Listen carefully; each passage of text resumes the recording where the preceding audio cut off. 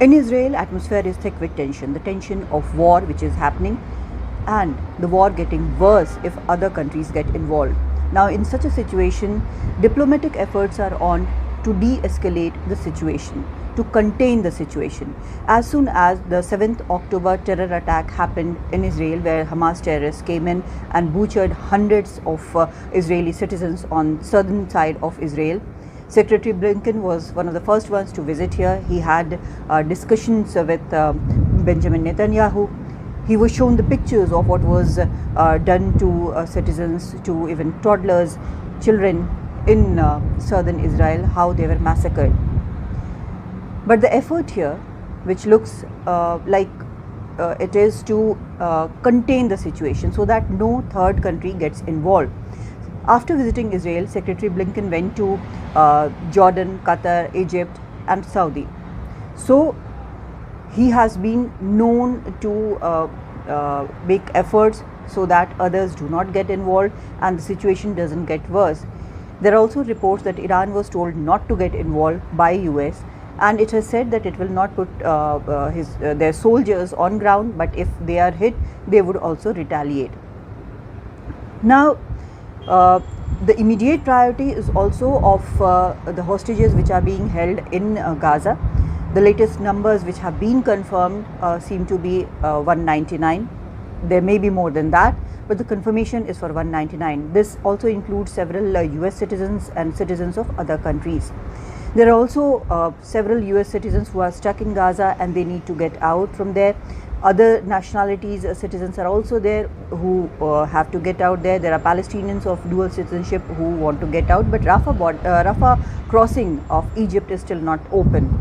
So when will it open? Will there be a ceasefire? Benjamin Netanyahu's office says that there is no plan of any ceasefire. There has nothing been agreed upon.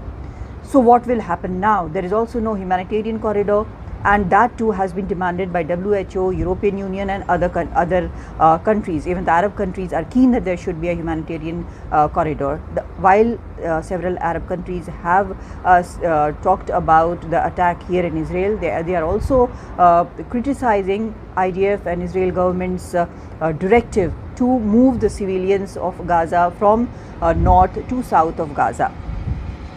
Now, the effort here is also about how not to let this conflict go out of hand, because it will be affecting every leader who's in the picture. How is that going to happen? Now, as far as US is concerned, it is the closest ally of Israel. It has stood by Israel all this time, said that it will support in whatever way possible. 2 aircraft carriers of US are right now standing in Mediterranean to see that as a warning to other countries here so that they don't get involved in this, but also to support whenever needed and if Hezbollah opens a wider front in the north. So what happens there? Now, President Joe Biden is going into election next year. He would be torn between giving aid to Ukraine and helping out Israel. What will happen then? What will his political, his opposition say there? Who will be picked over where? So that is a very difficult choice to make. Which country would be picked over another?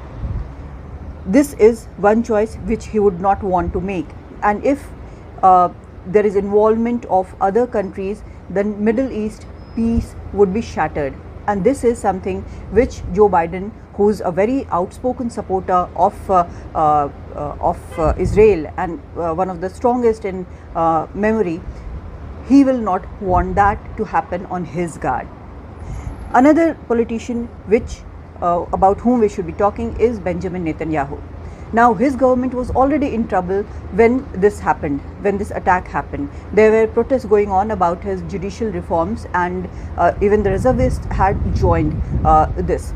So, and he had come in power on a plank of security, absolute security for the citizens of Israel. But his government is held together with the support of far-right parties, and this situation here is not going to help him at all, because there are questions already being asked about what happened. How come this intelligence failure could have happened? Why did he fail in such a situation? So this is something which is going to mark his entire political stint, and this is something which he would not want, especially given the situation with hostages and they are not yet back. This would be a very difficult situation for him.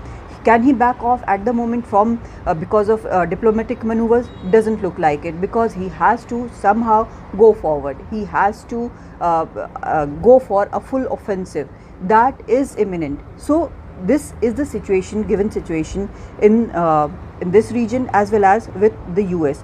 Now there is another situation here as well. At the moment, while there is sympathy with Israel, but as the casualties in Gaza rise, will that sympathy remain, or will Israel be accused of war crimes, as some are again saying?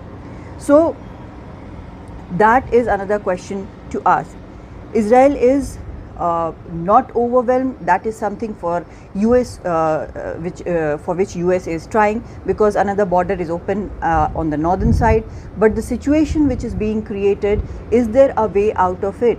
Now Biden may be visiting Israel soon.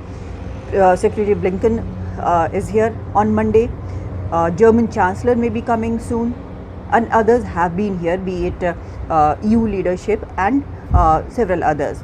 So what exactly is happening? Is there somehow a kind of pressure which is being tried to put on Israel so that the conflict does not widen, or is it something which is imminent and the damage is trying to be controlled so that nothing goes beyond that? Because in a world which is already crippled by post-pandemic economic situation, a war in between Russia and Ukraine, if this conflict widens into a regional conflict, or even a bigger conflict than that between Arab nations and rest of the world, this would be catastrophic. So the diplomatic efforts are on to somehow contain this conflict between Israel and Hamas and not let it go further. In Tel Aviv, Kadambini Sharma for NDTV.